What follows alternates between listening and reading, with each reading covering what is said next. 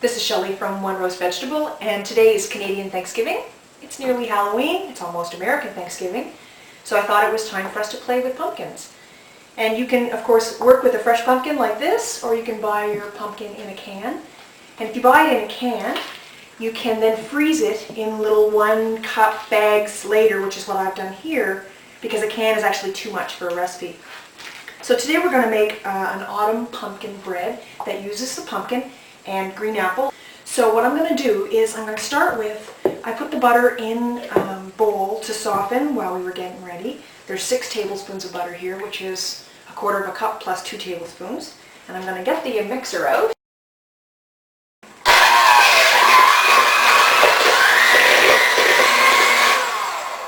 Okay, I'm going to move this little pumpkin out of the way before he hits the floor. Now we're going to add a cup of white sugar and 1/3 cup of brown sugar. Now for brown sugar, what you want to do is, the easiest thing is to put the measuring cup right in the bag and then push your hand on the side of the bag, because brown sugar has to be packed in. And we're going to add 2 large eggs, which are going to miraculously arrive from the fridge. Thank you very much. That's 1.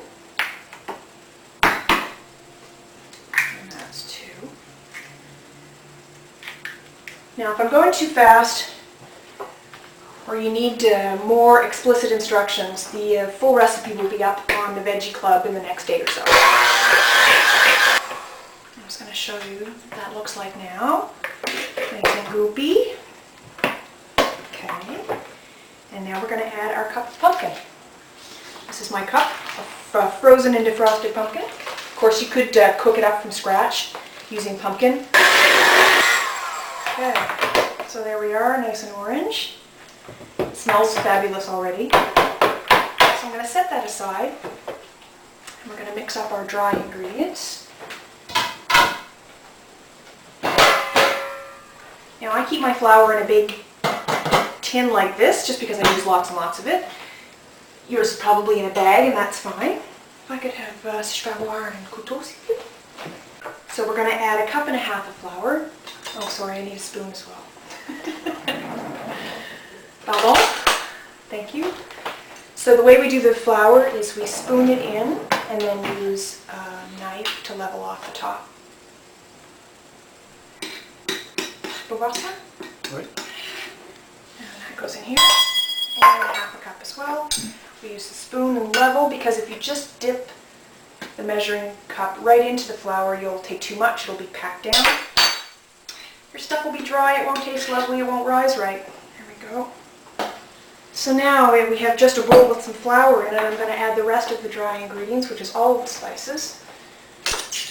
So we have some cinnamon.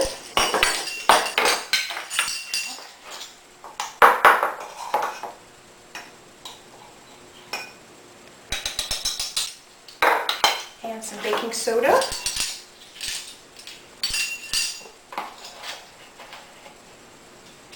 Go. Some salt.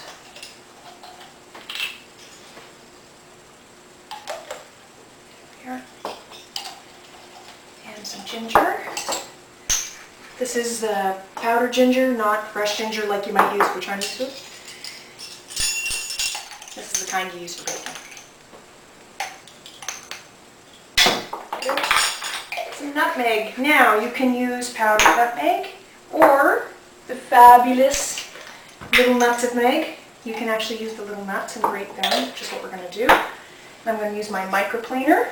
This is my microplaner. Just grate it right into the bowl. You need about 1/2 teaspoon. And it smells really fabulous. It smells like apple pie. Let me give that a quick stir. Mix all the ingredients together. The last part is our wet ingredients, which is some milk, about 1/3 cup. I'm going to pour it directly into here. There we go. And vanilla. Perfect. I'm going to add about 1/3 of my flour in. I'm going to give it a mix. Don't overmix it, just a light mix. I'm going to add half of the milk. Another third of the flour. The rest of the milk. Last bit of flour. I'll show you what that looks like here. You see there's still some flour on the side there. We're going to mix that in by hand. Thank you.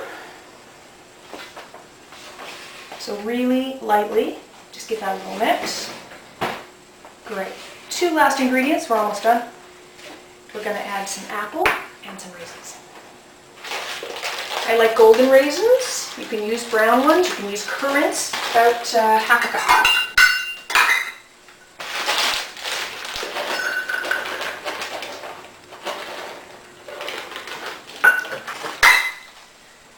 Green apple's good because it's sour and it holds its shape when it's cooked.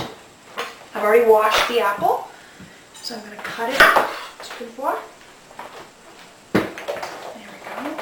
Cut it in quarters. And then I'm going to use a smaller knife and take out the inside. You can leave the peel on for this one.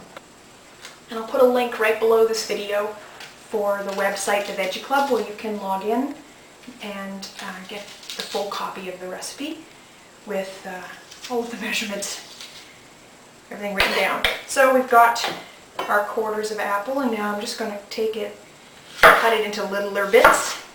You want pretty small bits, probably like that, and then give those a little chop. So in the end, there's our apple all chopped up. I'm going to dump that in.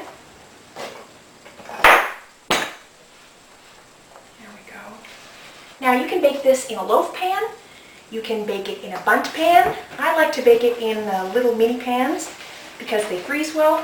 They're also very cute. There, so that's our mixed up batter.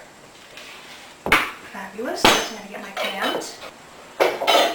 These are my mini loaf pans, they're little baby ones. Okay.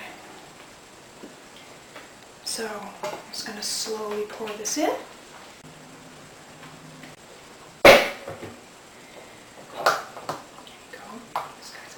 I'm going to redistribute them. Excellent. So now we have our 3 little baby loaves ready to go into the oven. I'm going to stick them in the oven. I'm going to pause the video. We'll come back and I'll show you what they look like when they're cooked. And we're back. That was 35 minutes actually. So here they are cooked. It should be springy on top but not soft. You shouldn't feel like, you know, Jell-O pudding underneath. And this is my favorite kitchen tool. This is a wooden skewer that I use and then wash and then reuse. I use it to do all kinds of things. Check potatoes if they're cooked. Check cake if it's cooked. You want to stick it in and pull it out.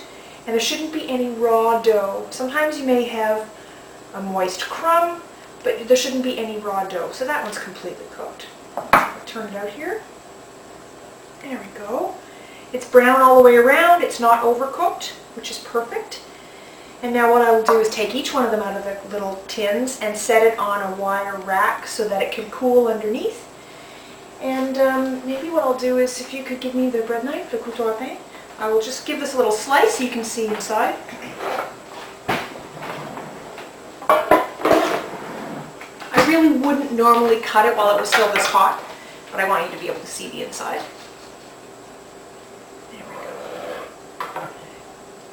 Oh, that looks lovely.